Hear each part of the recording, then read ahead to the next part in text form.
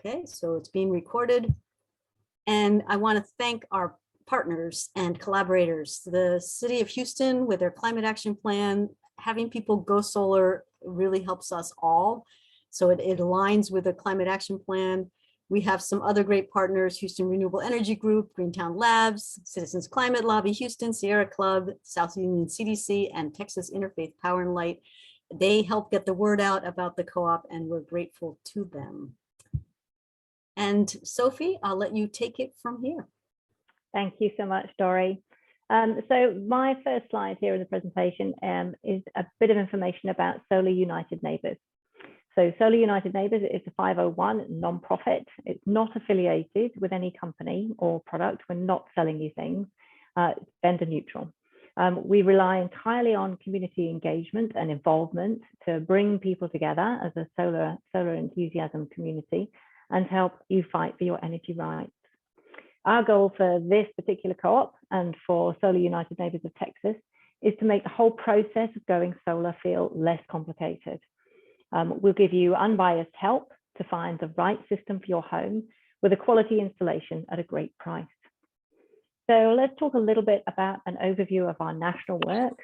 So far, Solar United Neighbours has organised over 290 solar co-ops across America since it was founded in 2007.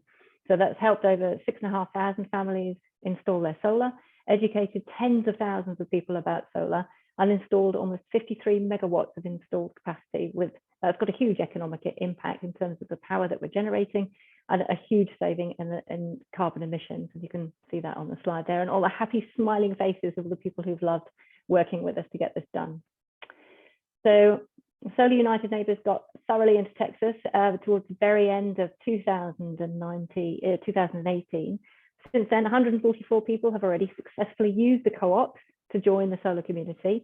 This has added 1.34 megawatts of installed capacity in Texas, which has had a huge economic impact, as well as creating jobs and resulting in tons of carbon offsets from the switch to cleaner energy. So whatever your motivation is about investigating solar, whether it's because you want energy independence or you want to contribute to, you know, a better planet, you can see all the impact that we're making just with what we're doing here. So let's go back to the beginning and think about how Solar United Neighbours got started. And this picture here on the right-hand side shows our son, founder and director, Anya. And the chap there on the right-hand side is her son, Walter. So Solar United Neighbours began with the Mount Pleasant Co-op in Washington, DC in 2007. So Walter in that picture and his friend Diego were really motivated by what they were learning at school. So Walter came home and he said, "Mom, we've got to do something about this. We've got to go solar." But when Anya looked into it at that time, it really wasn't easy or straightforward. She used her son and his friend, and they went door to door to enlist the help of about 50 neighbours. And together, they untangled the complicated process of installing solar at that time. It took 2 years for them to get the co-op through, but by the end, 45 homes had put solar in. After the success of that particular co-op, Anya was getting calls from all over the country from similar people wanting to organise co-ops. And through the process of doing it over and over again since that time, we've got this simple, streamlined process that we all benefit from today. So let's talk about our theory of change. So what Solar United Neighbours does is support and help people go solar. So we aggregate our solar power together and fight together collectively for our energy rights by sharing resources and sharing information, successes and wins. It's a great three-legged stool that we've got here. I want to share also that we understand that there are inequities in our energy systems. Communities of colour, particularly Black community, bear an unfair share of the cost of energy production, but receive fewer benefits and are disproportionately harmed by the higher electric bills and shutoffs. On top of that, housing discrimination is a barrier to home ownership and therefore a barrier to solar accessibility. Solar United Neighbours started with a group of economically and racially diverse neighbours to help them focus on solar, and we've been working on that ever since. I have to say it's not easy, but it's definitely a focus for us here in Houston and something that we're really keen to make sure that we get through in the Houston co-op. I will mention community solar, or if not me, one of us will mention community solar in this presentation. because that's also helping us make a difference in terms of accessing solar equity. So the PowerPoint, this presentation is broken into 3 parts. I'll talk about solar technology, and then I'll hand back over to Dory to talk a bit about the economics of the process, and then the step-by-step solar co-op system. So solar technology, let's start with, how do solar panels actually work? So solar photovoltaic, or PV, converts solar energy from the sun to electricity. There are other forms of solar. You can use solar thermal, for example, if you want to, heat your pool. But today, really all I'm going to be talking about is solar panels to generate electric. The components of a panel are pretty straightforward. And this sort of schematic, the diagram, shows you what it would look like if you separated out all the layers. The panels or modules are laminated and encapsulated, and you can see all the layers broken out here. And then the panels are actually themselves laid out in a solar array, like the picture on the right-hand side, in rows or strings. The solar array is mounted either on your roof or on a ground mount. And they fit pretty well onto any roof. This roof is a composite asphalt shingle, but they also fit perfectly well on metal roofs, whether it's a flat roofing or a seamed roof. You fit the racking straight on. And of course, you've always got the option of a ground mount if you have that kind of space. I have to say, I would love to have that in my front yard, but I don't have the space for it. However, the other components include inverters, and there are different types laid out on this slide here. What the inverter does is take the DC power that's generated by the solar panels on the roof, and they convert it to the AC power that is then used in your home. The string inverter here, this half red one, is for a number of strings, and you use a string inverter mostly if your panels are all in one area on the roof. Those micro inverters, the ones on the other side, sit on the back of each individual panel, and many installers are using these nowadays. If you do a string inverter, you also have a DC optimizer, that's the piece in the middle, that acts very like a micro inverter, so you get the panel by panel production. That covers the stuff that you've got on the roof and the bits that relate to the panels. So this is the last bit you need. This is your electrical panel. Most homes have got ample space to add solar. You can see that there's blanks in this picture in here, and you only need 1 or 2 of these to add solar, and it's a straightforward connection. Occasionally you might need to upgrade a panel, but most homes nowadays don't need to do that. So that's straightforward. So that's sort of like the kit. What I'll do is talk a little bit about the terminology. This took me a while to get my head around when I was first getting into solar. So let's go through it. So we talk about the size of a panel in kilowatts, and that relates to how much power an individual panel or a set of panels could produce. Kilowatt hours, that's what you see on your electric bill. It's how much energy you've produced or used over time. The average size of a solar installation in Texas is around 7 kilowatts. This little diagram down here shows you with the man to scale sort of what the average size of an array is, to give you an idea of what might be going up on your roof. So the panels here are 350 watt panels. You can get 400 watt panels. You can get panels with a lesser wattage as well. But this just gives you an idea of what it would look like on your roof if you were to have this number of panels for a 4.2 kilowatt solar panel array. Okay, so this is a graph of sort of summarizing everything I've just talked through. So you have the solar array up on your roof, that's the panel. The power comes down from the panels through your inverter and is changed to AC power, which goes into your electric panel. If you aren't using the power, then it goes out through your meter and back into the grid. It's a simple basic system. So it's important to talk about net metering. If you haven't heard of this term, it's quite broadly used now. What this means is that when you are generating more power than you're using, the excess power goes back out of your home into the grid. And then at night, when you in your home with your solar panels aren't generating any power, you draw power back out of the grid to power your home when the sun's not shining. Your bill at the end of the month will be the net difference of what you're sending out versus what you sent into the grid. That's what we mean by net metering. So in Texas, we have a challenge in the sense that we have deregulated, unregulated utilities. So what some retail energy providers offer is a buyback plan. This slide is not intended for you to sit down and take notes and memorize or work through this now. Solar United Neighbours have fantastic resources to help you decide what's best for you given on the size of array you can fit onto your house, when you use your energy, how much power you want to put into your home, whether it's 50% of your energy usage, a bit more, a bit less. But it sort of gives you an idea of the kind of support that Solar United Neighbours can offer by helping you work through some of these things to identify the best plan for you. So in the next slide, this is what your electricity bill could look like.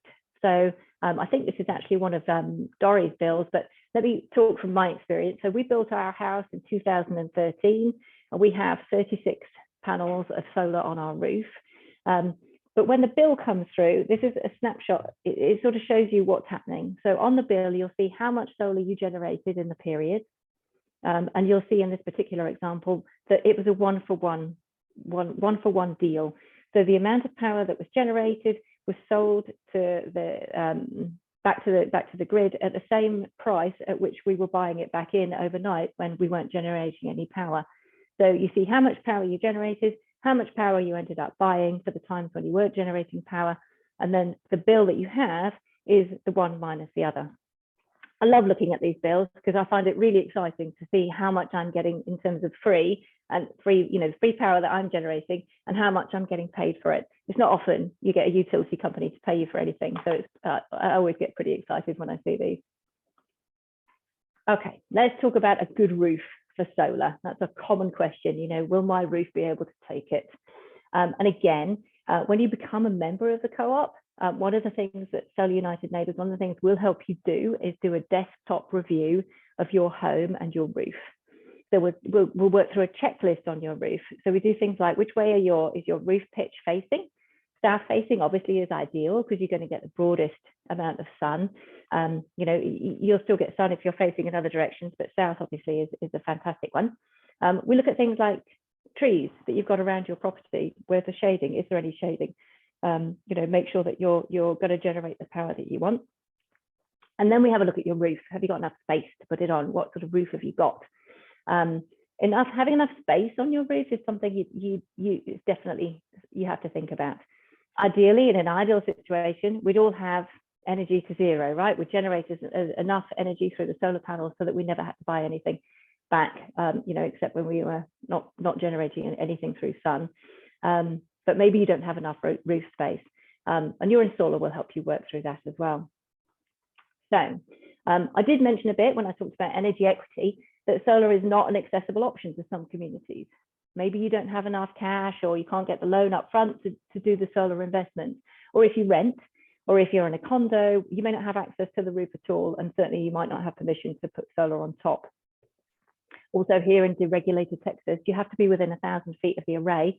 So these are problems that together and collectively as a solar community, Solar United Neighbours is working to solve, and community solar is going to come, but right now at least it's limited.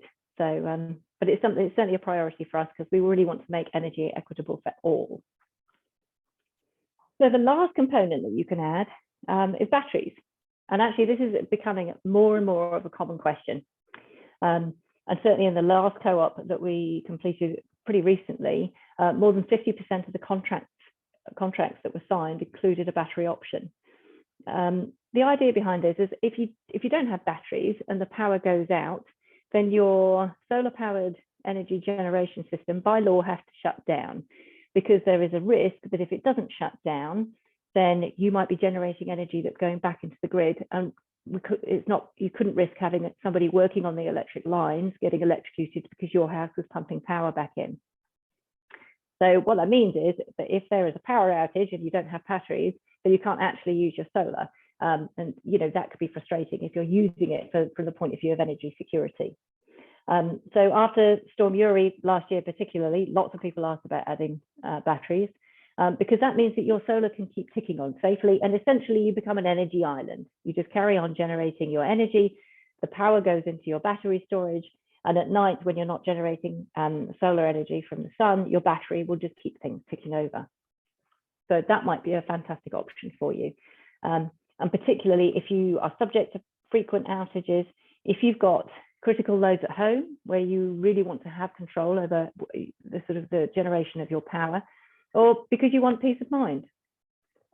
If you are considering solar as a long-term investment, then the option to add batteries can make a purely financial decision a bit tricky, because the batteries cost extra, of course.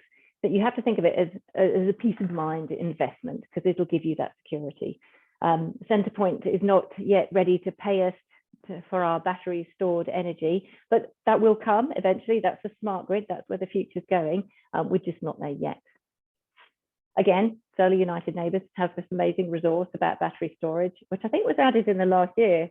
Certainly it wasn't there when I first got involved. So there's lots of expertise around this in order to help you if you want to get a bit more information about it. And actually we could let's put a link in the chat as well, so that anybody's got that who wants to go and check it out. So here's a fictitious example. Here's our invented family, the Johnsons. They lose power several times a year, and each time the power is out for an entire day. They have a 6 kilowatt solar array, and one day of the sun shining is enough to charge up the 13.5 kilowatt hour battery bank. So that provides enough energy to run the essentials. That is not enough power to run a whole house with air conditioning and microwaves. You couldn't do the vacuum cleaning. The tumble dryer is not going to run on that, but it will keep the essentials going.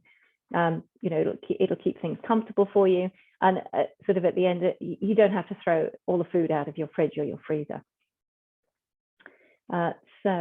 Frequently asked questions, and Dory, I might even hand this slide back over to you if you like, because you've had more questions over the years, including mine, than I could probably answer off the bat. So if that's all right, I'll hand over to you. Well, thank you, Sophie. And I could listen to you present all day long. So thank you. This has been great. And Vincent, feel free to let me know of any questions in the chat that you'd like me to address on behalf of the group gathered. So the frequently asked questions, at least we have here, I'm happy to go over others. So what are the warranties? There are 3 different kinds of warranties. There's the panel warranties, and most panels now are warranted to operate. There's no moving parts, so they can operate for 25 years. They degrade slightly over time. And so most warranties are around like 80% operational by year 25. So they're still kicking out 80% of their nameplate data, their nameplate power. Then you have inverter warranties. The microinverters usually have the same 25-year. String inverters usually are 10, but they can be extended. And then you have your installer warranty for their making sure what they installed and they installed it correctly. And that varies, but we've been seeing it can vary anywhere from 5, 10, we've seen 25-year warranties on workmanship as well. And then homeowners insurance. So you're making an investment in your home, you're adding value. You do want to make sure your insurance company recognizes that and includes it in your insurance. And if they charge you a lot for that added, you might need to shop around. I've heard some that didn't change the insurance at all. And I've heard some that I think mine was an added $100 a year. But it is good to get them insured. And does a solar array require maintenance? Again, there's no moving parts, so that's nice. But I'm not going to stand here and say it's maintenance free. You may need to get it checked out on occasion. And if you live underneath pine trees or nearby pine that has the sticky sap, you may every few years want to have someone come wash, just like you wash windows, they would wash the array. And in fact, Sophie's husband has a great tool, a robot that if it's at the right plane, they can wash it for you. But anyway, every once in a while you may want to wash. I washed mine not because I saw degradation in the performance, but I was tired of seeing them look like they were ancient, and they look nice and new after you wash them. How long do the systems last? As I mentioned, the panels are warranted for 25 years and they're still ticking, right? 80% of their nameplate. So they can last a long time. So it's a good investment. That's the way I like to think of solar, is I'm buying my electricity for the next 25 years up front and hedging against rising prices. So I think of it as a good investment. We'll go into the economics in a bit. Will my homeowners association allow solar on my home? So in Texas, I am pleased to report that we have a good law that says that homeowners associations can't say no. They can say, oh, please move it a little bit this way or a little that way. But if it affects the output of the array by more than 10%, they can't. So a lot of the time what we find is it's a matter of just educating your HOAs, and we have help. We can help you with that. We have resources to help you with that. And we actually have, we haven't had many in the Houston area had to really go up against an HOA, but we've had one successful homeowner who did and won. What if I'm in a historic district?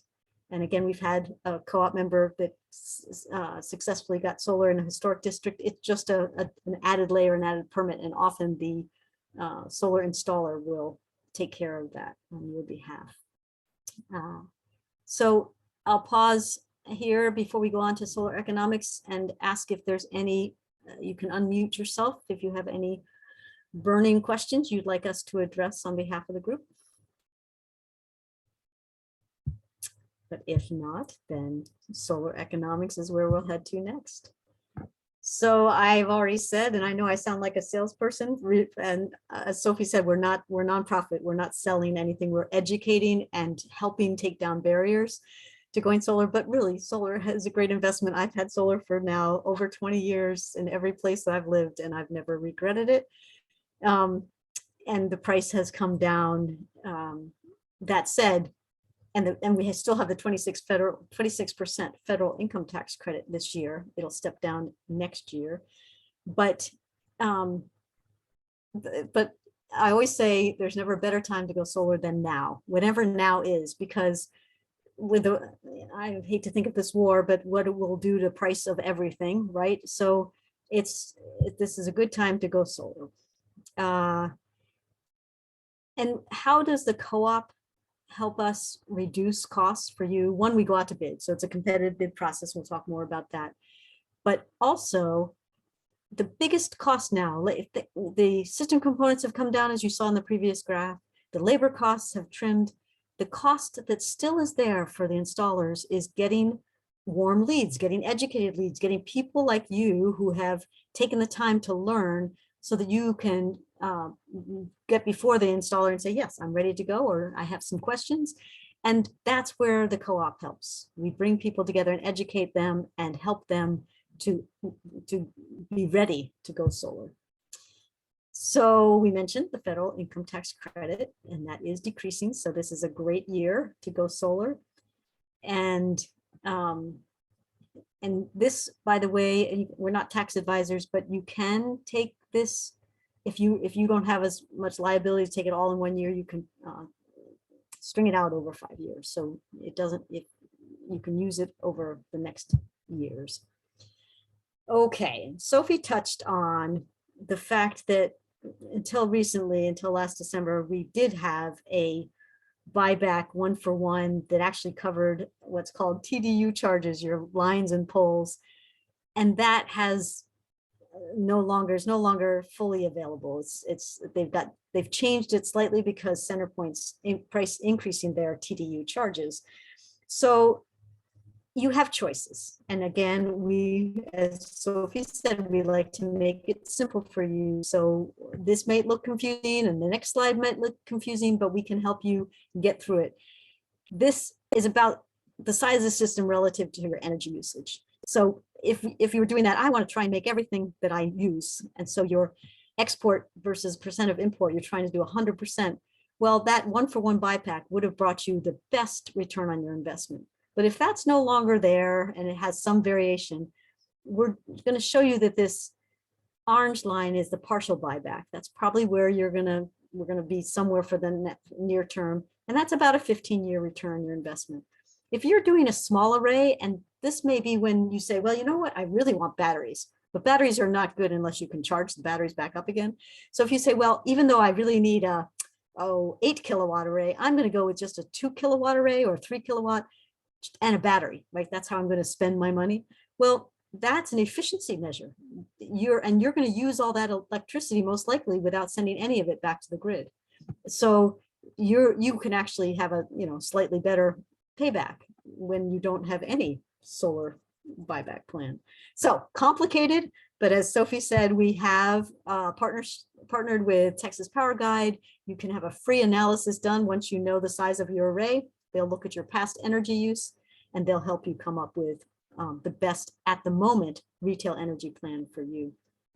Okay, another complicated slide. We've chosen to talk about if there was no buyback, right? So it's just, to me, the simplest. It can only get better from here in some examples unless you go too large of a system. But if you have a 4 kilowatt array, what we're finding is the average price in Texas has been around $2.50 a watt. When we go out to bid on behalf of the co-op, the prices may vary. And if you want more efficient panels because you have a tiny roof, you may end up paying more, like $3 a watt. So prices will vary, but for this example, we're using $2.50 a watt. So for a 4 kilowatt array, you would have an investment of $10,000. If you get it installed this year, you have the 26% federal income tax credit, and that you would take off your taxes when you do your 2022 taxes the following April. So your out of pocket is $7,400. We estimate the electric savings, and the small print tells you, and Vincent actually is the one who creates all this, and so the fine print is there. And given that savings, we can say with great confidence that somewhere between 12 to 15 years will be your payback on your investment. And this is assuming cash. This is assuming you buy it with cash, which is always going to make your best return on your investment. And again, as you go larger with your systems, you just have to be careful because sometimes with the no buyback, if you're sort of giving away your energy if you send some of it back to the grid. So you have to be a little careful as you get larger on your systems if it's a no buyback plan. Okay. And if you, as most, right, we need a loan to go solar, then there are, and we'll talk about a myriad of ways of going solar, but you just recognize that if I do a 10-year loan, and it can be a home equity line of credit, and so these are the fine print for this calculation, I'm going to have about a $75 a month payment. My electric savings per month is less than that, so I'm net for the first 10 years I'm going to be negative. But after 10 years, then that's when I start showing the profit and paying back my system. So that's the loans, and you have to balance it, right? A higher payment for a shorter time, or over a longer period, a lower payment. And so you get closer to having each month netted out to zero in your costs. And so you get sooner to positive cash flow. So that's, and we can help you. I plug things into a standard spreadsheet just to show different examples. There are lots of financing options, and we can help you at solarunitedneighbors.org financing to learn more about the different kind of loans. There are third-party ownership where you don't own it. It's on your roof. You give them access to your roof. You get the credits showing up on your bill, but you need to pay for the privilege of getting those credits. And so you can look into third-party ownership. You can look into leasing your roof.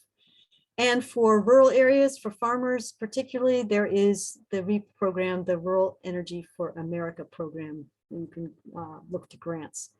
I just want to share a story about one of my co-op members 2 co-ops ago. A young person, didn't have the kind of cash on hand, so she definitely needed to get some kind of financing. She looked into, when she had first bought her house with her mom, the interest rates were higher on her mortgage. And she actually looked into the idea of refinancing her mortgage at a lower interest rate, adding in the $20,000 solar array that she wanted to put on her roof. And she ended up saving money. So she's the only person I know who's gotten solar for quote free, but so there are many ways to approach the financing of solar. You can go through the installer or do it on your own. The installer, it's nice that it's all in one proposal. They can walk you through, they can, they're good at helping you get to solar. I just caution, you want to watch for dealer fees because they have a partnership with who's financing their arrays and they get a piece of that. So just, again, plug them into the spreadsheet. Let's check the numbers. Home equity lines tend to be good, lower cost.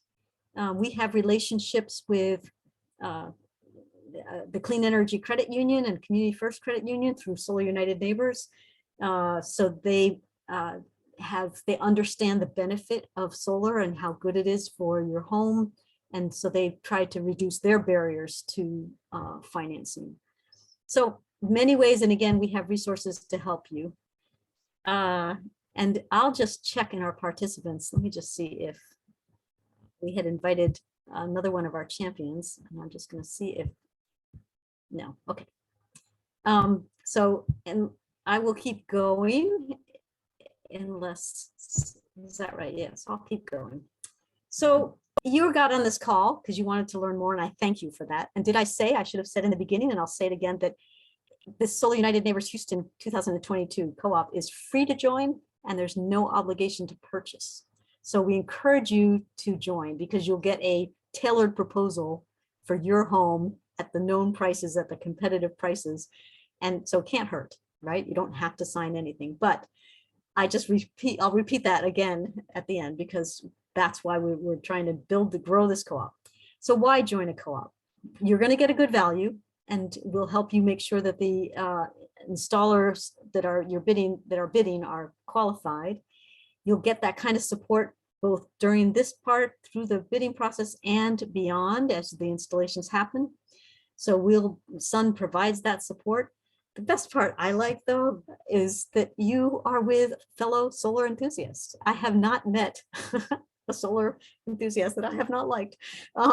So just, it's a good community of folk. Then no matter whether they're doing it just to save money or just to help the climate, solar is a good thing that binds us together.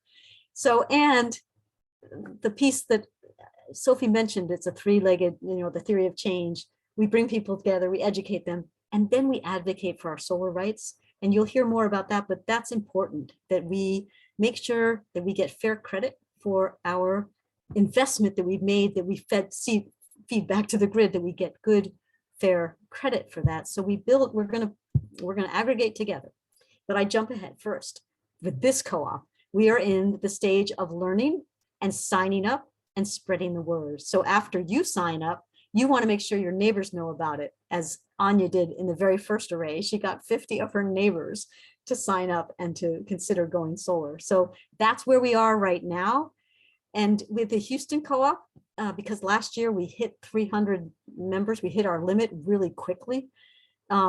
We decided this year we'd break into 4 quadrants. And there's, you can just picture a map. I should have a picture in here for you, but it's the Southwest, it's the Northwest, it's the Northeast, and the Southeast. And those are the 4 quadrants. And when the first quadrant gets to 30 members, then we'll go out to bid on behalf of all the quadrants. And then when your quadrant gets up to that 30 members, we'll have a selection committee for, you guys, I'll go into that next here. The committee members select the installer.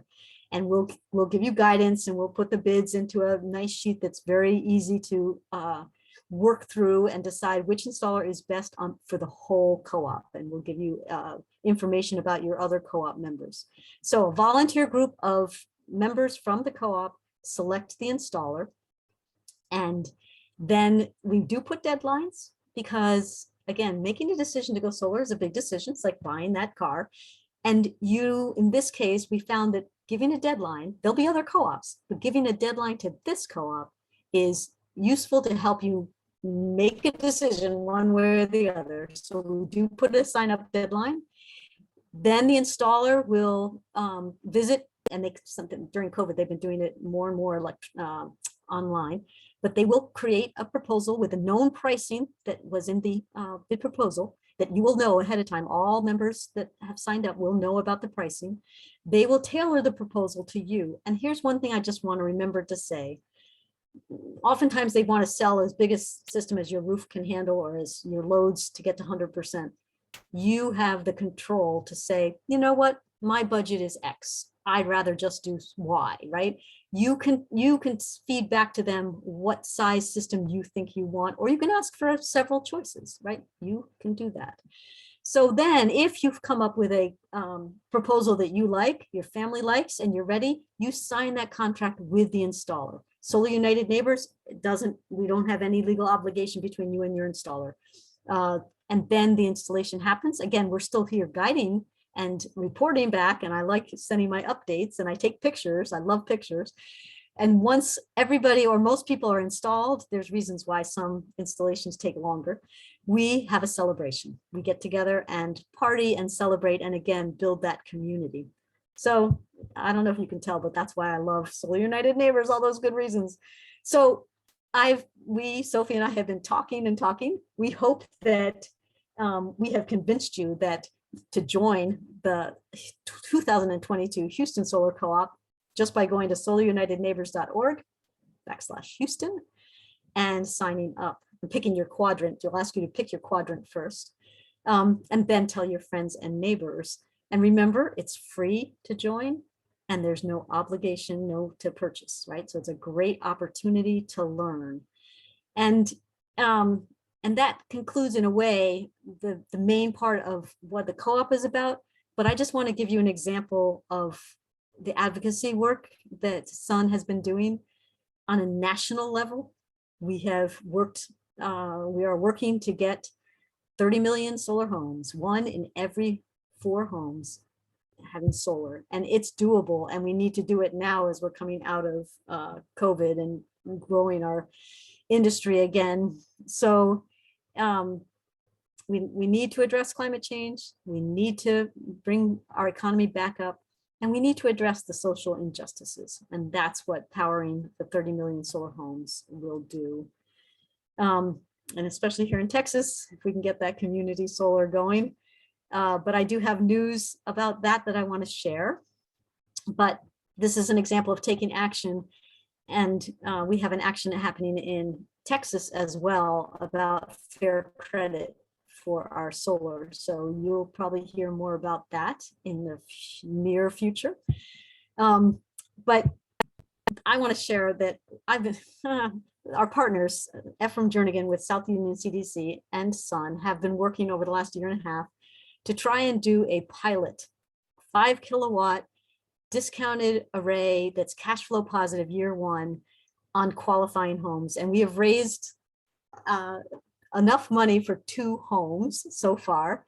And so if you have been listening to this and looking at the economics and saying, I just, I don't think I can take out another loan, or I just don't have that kind of money ready cash, or and I'll say what qualifying homes is. We're trying to reach low and moderate income folks. So the home must be in the queue or already weatherized through Baker Ripley, which is the National Weatherization Program. So if you know of someone who might be good for solar, have them join the co-op, have them reach out to me, D Wolf at Solar United Neighbors, or Texas team. You can do either one, TX team, and let's see if we can't get the first 2 pilots on homes by this summer. That's our goal. So that's our exciting news. We hope to be able to do more than just 2, but let's start somewhere. We also let our partners talk about, and I can see there's an edit that needs to be done here, talk about what's coming up. And so one of our partners, the Texas Interfaith Power and Light, has a local chapter, and they do on Tuesdays at 6 p.m. online, Living the Change, weekly discussions. And so contact Lisa Brinskelly for that.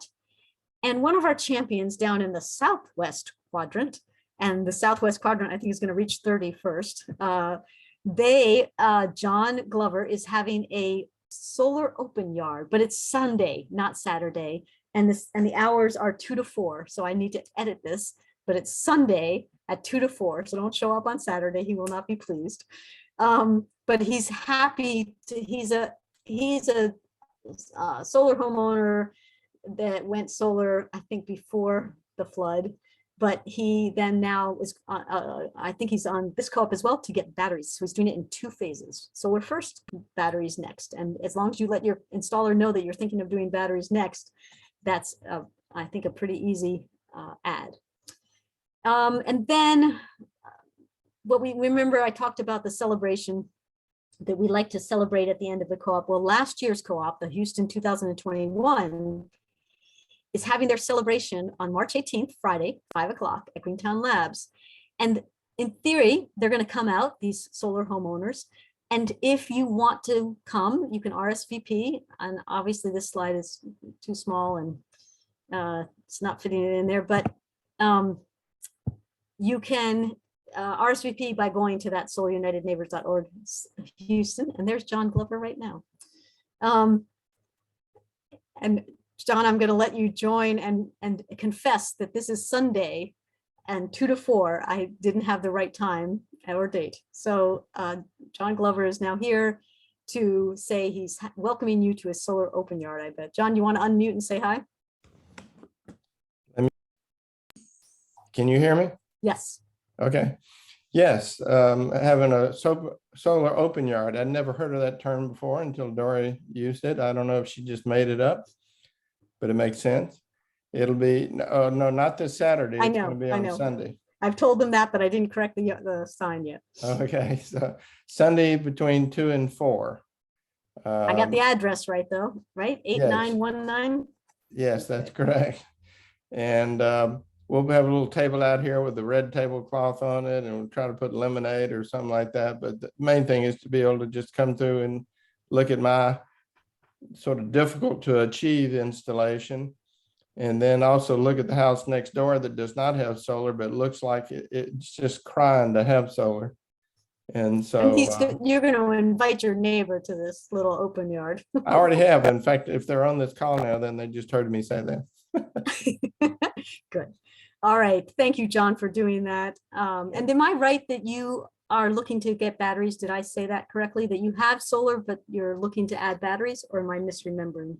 Well, if the plans change now so that I don't get 100%, buyback, then I'll consider batteries, but there's no reason for me to do it right now.